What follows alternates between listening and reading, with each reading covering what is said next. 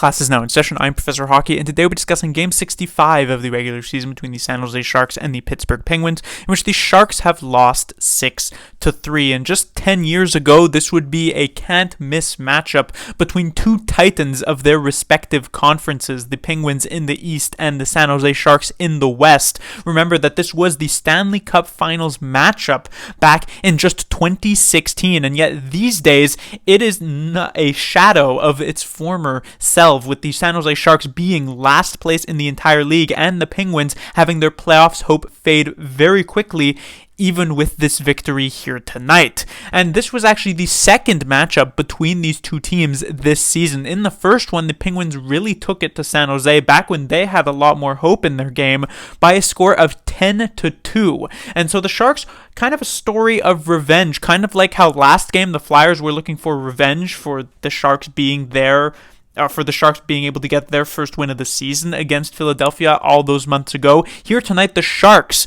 were looking for revenge against the Penguins so that they could sort of prove themselves after that 10-2 loss many months ago as well. And in the first period, it started off quite well for San Jose. Yes, they did give up the first goal, which is never a good thing, as Noel Acciari deflects an Erik Karlsson shot from the point to make it 1-0 Pittsburgh, but it was clearly San Jose Sharks slanted and pretty heavily in that opening frame. Outside of a couple of Penguins power plays that helped them really up the amount of shots on goal they would end up having by the end of this 20-minute period, it was clear that the Sharks were in control. They would not only get the game-tying goal from Zetterlund, his team leading 17th of the season, but then they would also get the lead for themselves off of a Marc-Edouard Vlasic goal. This one was pretty lucky as it goes off of a deflection in front from a Penguins defenseman, but it was a result of hard work from the Sharks in that opening frame, and they definitely deserved to be leading after 20 minutes.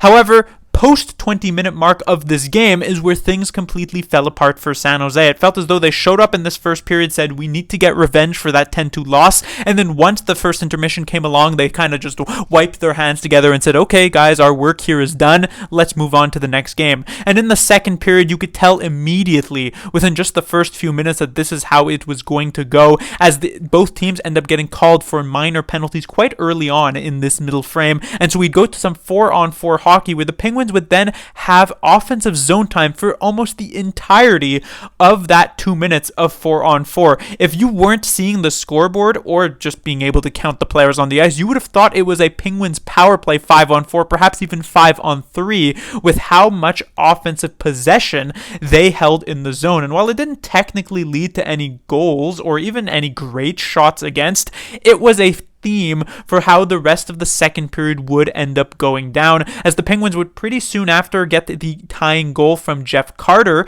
as well as the go-ahead goal from Evgeny Malkin to make it 3-2 Pittsburgh. However, the Sharks still managed to maintain some hope as we got to the last couple of minutes. The last 2-3 minutes of the second period for San Jose actually wasn't all that bad, and they'd get the tying goal from Klim Kostin, his first as a San Jose Shark since arriving here just a few days ago in that trade deadline deal with the Detroit Red Wings, and so it would be a 3-3 game heading into the third period. So despite a terrible second period, the Sharks had an actual chance of winning this game, but the third really wasn't all that much better. I would say it was definitely a step above what happened in the second, which was just pure domination for Pittsburgh, but nowhere near what they were at in the first period. And so the Penguins would add the goal to make it 4-3 quickly, then 5-3, and the Sharks could never actually get another goal in the net past Tristan Jarry. When they got to the 6-on-5 situation, a pretty unlucky play as the puck just somehow manages to bounce over the stick of Granlund. Just watching the replay of this one, it was like the puck had a mind of its own and said, not going to be going on this stick today, and just hopped right over it and gave the Penguins their empty net goal, and that would put it away 6-3 for Pittsburgh.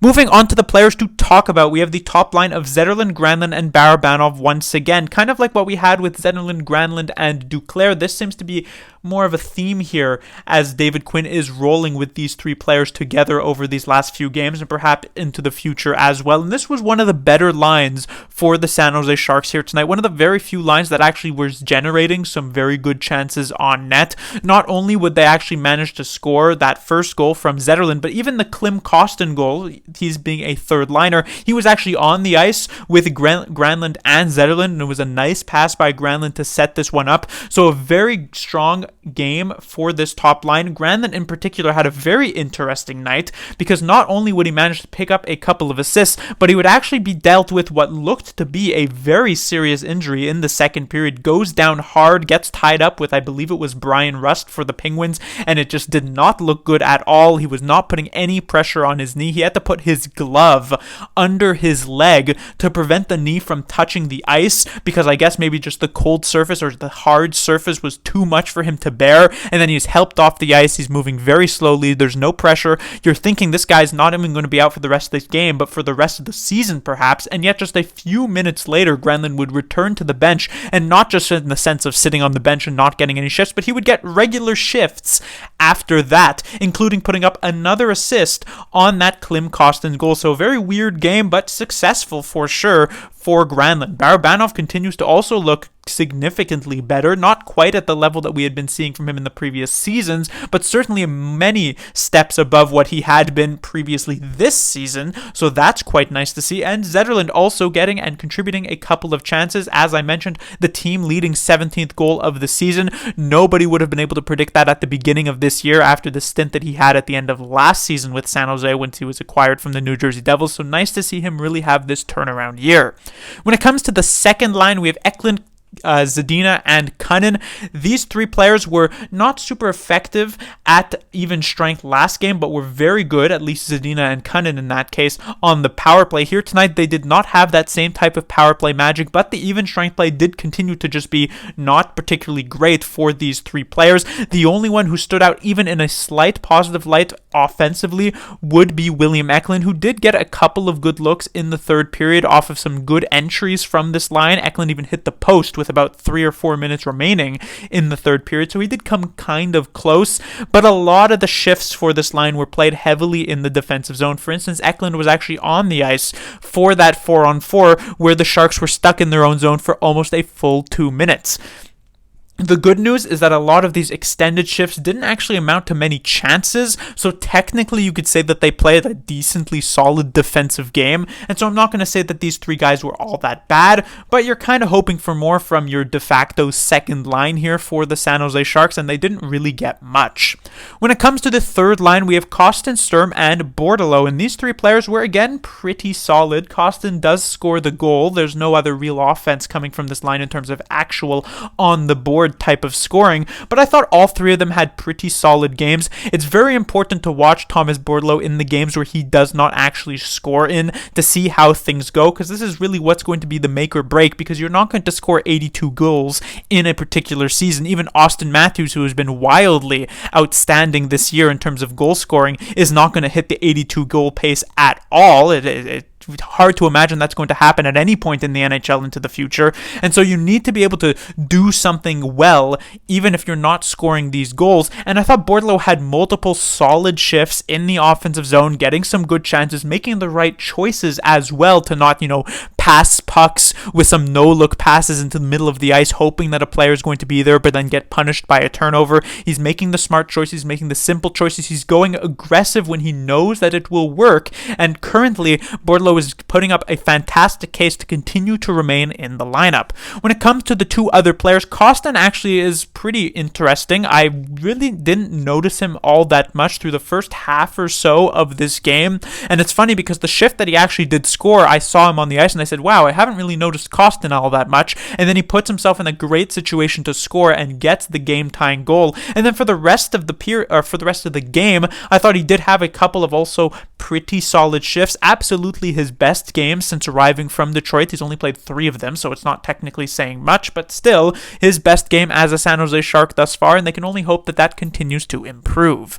And then when it comes to the fourth line, this is where we also had a strange kink in the lineup, I guess you could say, as the Sharks come with their fourth line of Bailey, Carpenter, Smith, as well as Kevin Labanc technically as the 13th forward. I believe Jacob McDonald was ill here tonight. So the Sharks actually ran with a very rarely seen 13 forward, 5 defenseman setup. And this isn't Labanc, even though I have written it here, this isn't Labanc actually playing a defensive role. Obviously, that would never happen in a million years. But instead, it was kind of like a on and off situation with Giovanni Smith as Bailey and Carpenter maintained the major spots on that fourth line. And it was going to be very, very interesting to see really the first shift for Kevin Labanc, because he's already very much on the borderline. The only reason he's in this game is because of that illness to Jacob McDonald. And his first shift, he made a pretty big impact. Not only does he manage to generate a takeaway for himself, but then also get a good chance from the point that leads to a very close call for Justin Bailey. And because of that first very good shift, he actually wins the battle, so to speak, against Giovanni Smith. Smith ends up with just about 3 minutes of ice time here tonight, having done literally nothing, while Labanc actually gets to the 7.5 mark. Still exceptionally low in the grand scheme of things, of course, but more than what I was expecting, which was actually maximum 7 minutes. So pretty decent game for Labanc, who actually had a couple of good shifts here tonight. When it comes to these two other players, Bailey had that close call early on, but didn't really do much. Even in the other shift that Labanc had that was good, it was in an extended fourth line shift where he found himself on the ice with, I believe, Zetterlund and Granlund. That was really the only reason he actually ended up sort of doing and looking well in that situation, but otherwise the fourth line didn't do much. Then we get defensively. This was going to be a bit of a tough night with the Sharks coming in with just 5 defensemen for the entirety of it, and so the top pairing of Ferraro and Burrows, I would say, struggled somewhat. In particular, I would say Burrows, I felt as though stood out in a pretty negative light here tonight. Not his best game for sure, but when it comes to Mario Ferraro, he was honestly not all that much better. Not terrible, as there weren't horrible giveaways or anything like that, not super low lows, but not really all that many high highs either. Kind of like at best mediocre, but at worst kind of bad.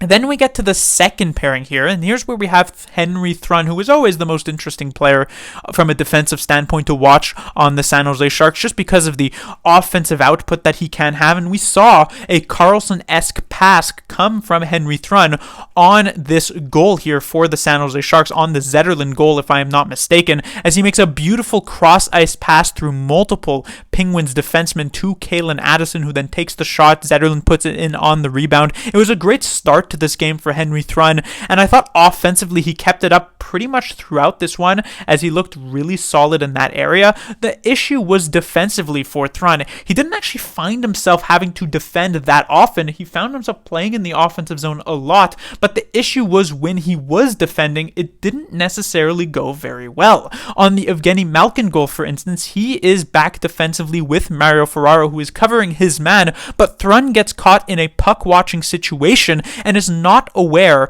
or at least not aware enough, of the player Evgeny Malkin moving behind him, and as such Malkin is able to score that goal that originally took the lead 3-2. So something that Thrun definitely needs to keep his head a bit more on a swivel and not so much get caught puck watching in a situation like this. On top of that, a bit later on, I noticed Henry Thrun getting completely lost in the defensive zone, where instead of keeping on his own man, he decides to go sort of 2v1 a particular Penguins player behind the net in a situation where it's never really going to work, this type of overload, which leaves his man completely unopposed and leads to a very good chance for the Penguins. And so these are the types of choices and the types of situations that Thrun definitely needs to improve on, because if he manages to do that and get his defense up to a serviceable level like it was prior to the All-Star break, the offense that is clearly there will follow very well, and he could end up being one of the best defensemen for the San Jose Sharks, at least on their current roster.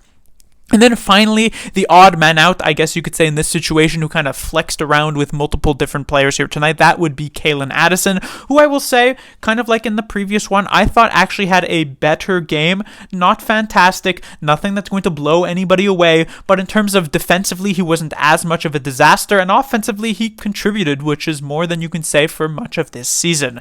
And then finally, we get to the goaltender for the Sharks, Magnus Chrono, with the chance in particular for him to get some revenge against the Pittsburgh Penguins. He actually faced off against the Penguins in his first ever appearance in the NHL. Not his first start, as he came in for relief of Mackenzie Blackwood, but this was the first NHL action he ever got, led in 4 goals to the Penguins in that relief performance, so he gets the opportunity here tonight, and it really doesn't go all that well. Lets in 5 goals. A couple of them were ones he probably could have had. The Evgeny Malkin one is at least like slightly slippery, but probably could have made that save with a bit more, I guess, recognizing of how the puck is actually being played in that situation. A couple of other ones were some difficult tips, like the Achari and like the Raquel one, but for instance the Ludwig one, even if it's through traffic, doesn't really hit a body if I'm not mistaken, so could have definitely been a save for Krona. I won't say it was the worst, most terrible night that he has had in his career, because games against like the Oilers and the Dallas Stars do exist,